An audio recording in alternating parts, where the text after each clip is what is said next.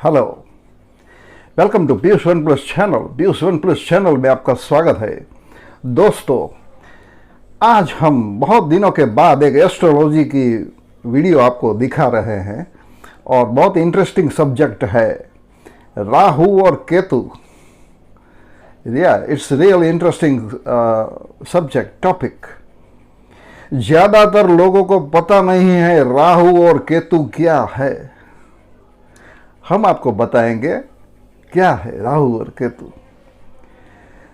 ज़्यादातर लोग टेलीस्कोप से ढूंढते हैं रात को स्पेस में, कहाँ है राहु, कहाँ है केतु। कुछ दिखाई नहीं देता। सर्च करते हैं लेकिन पता नहीं चलता कहाँ है। Not able to find out. दोस्तों, आपको कभी नहीं मिलेगा राहु और केतु। जिंदगी भर आप ढूंढते रह जाओगे, ये मेरा वादा है। आकाश में, ब्रह्मांड में, सृष्टि में, सौर्य मंडल में कहीं भी राहु केतु आपको दिखाई नहीं देगा, कितना भी पावरफुल टेलीस्कोप आप लो।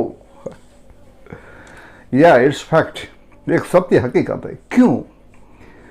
तो फिर क्यों उसका एग्जिस्टेंस है राहु और केतु का एस्ट्रोलॉजी में? What is Rahu and Ketu? क्या गप्पेबाजी है? जी नहीं, बिल्कुल नहीं, गप्पेबाजी नहीं है। दरअसल बात यह है कि ये जो राहु और केतु है उसका फिजिकल एग्जिस्टेंस नहीं है। It's imaginary point. हमारी पृथ्वी सूर्य की चारों ओर घूम रही है, प्रदक्षिणा कर रही है, और पृथ्वी के आजू बाजू चंद्र प्रदक्षिणा कर रहा है। तो पृथ्वी और चंद्र की प्रदक्षिणा का जो पॉइंट है, छेद बिंदु, पॉइंट ऑफ इंटरसेक्शन, मून और अर्थ जो घूम रहे हैं सूर्य के आजू बाजू, और मून जो है अर्थ के आजू बाजू घूम रहा है, तो जहां भी दोनों की परिभ्रमण कक्षा का जो जहां इंटरसेक्शन पॉइंट आता है, एक पॉइंट को राहु बोलते हैं, दूसरा पॉइंट को केतु बोलते हैं। It is exactly 180 degree to each other. एक दूसरे के सामने होता है राहु और Ketu. It is always 180 degree to each other. ठीक है, इट्स ओके, फाइन।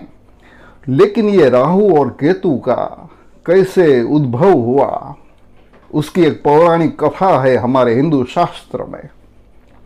वो आपको जरूर सुननी पड़ेगी। बहुत छोटी सी कथा है, आप बिल्कुल बोर नहीं होगे, ये मेरा वादा है।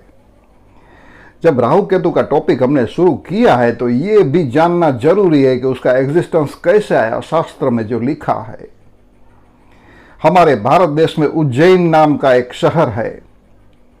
ये उज्जैन शहर बहुत पौराणिक है। पौराणिक कथाओं में भी उसका उल्लेख है। जहां हिरण्यकशिपु का राज था, राक्षस, असुर, और हिरण्यकशिपु की एक बहन, उसका बेटा स्वर भानु, जिसका नाम स्वर भानु था। मतलब वही राक्षस कुल था, पूरा परिवार राक्षस का था। तो हिरण्यकशिपु की बहन का बेटा, मतलब उसका भांज स्वर भानु, जिसका नाम था स्वर भानु, वो बड़ा हुआ, युवान हुआ, और वैसे तो राक्षस ही था, तो उसका कोई अच्छा काम तो करता ही नहीं था, बुरा काम ही करता था। तो राक्षस का काम क्या होता है? दूसरों की संपत्ति, समृद्धि छीन लेना, ये उसका मेन फंक्शन होता है। जब देवताओं ने मिलकर नक्की किया कि समुद्र मंथन करके उसमें से अमृत निकालेंगे और अमृत के पीने से सब देवता अमर हो जाएंगे, तो समुद्र मंथन के लिए राक्षसों का भी सपोर्ट लेना पड़ा। राक्षसों की भी सहायता लेने की जरूरत पड़ी देवताओं को समुद्र मंथन करने के लिए। ये तो सब जानते हैं। उसमें से अमृत निकला, वो भी सबको पता है। ये अमृत सबको पिलाना था, तो देवताओं ने सोचा कि भाई सबको पिलाएंगे तो असुर भी पिएंगे तो वो भी अमर हो जाएंगे, वो फिर से हमको हैरान परेशान करेंगे। राक्षस कभी अमर नहीं होना चाहिए, उसको अमृत नहीं पिलाना है। इसलिए विष्णु ने मोहिनी का प्रकट किया स्वरूप, सबको परोसने के लिए अमृत, सब देवताओं को। देवताओं अलग बैठे थे, असुर अलग बैठे थे। सबसे पहले देवताओं को परोसने के लिए तैयारी शुरू की।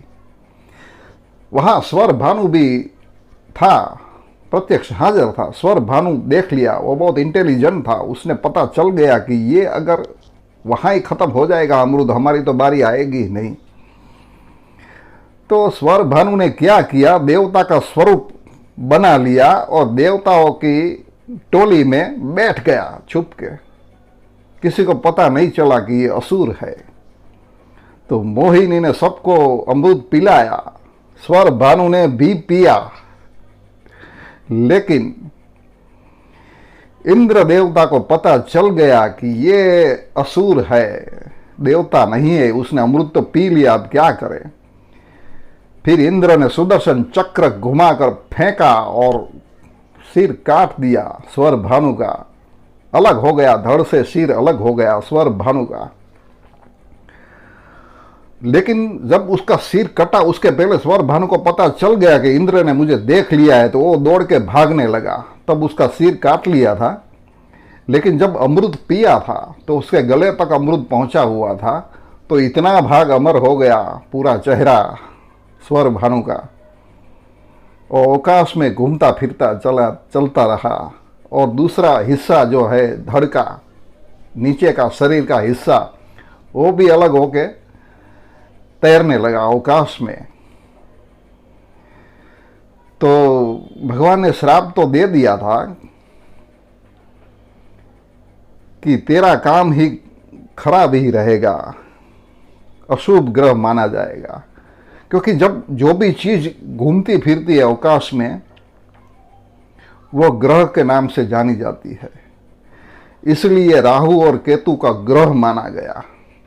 वैसे अमर हो गया, कभी मरने वाला नहीं है राहु, लेकिन ये पृथ्वी के नजदीक कक्षा में और चंद्र की परिभ्रमण कक्षा में एक दूसरे के सामने, एक साइड में उसका शीर और दूसरे सामने उसका नीचे वाला हिस्सा, जो केतु का मतलब टेल, केतु मतलब टेल, पूछ, और राहु ये चेहरे का पूरा जो हिस्सा था उसे राहु माना गया।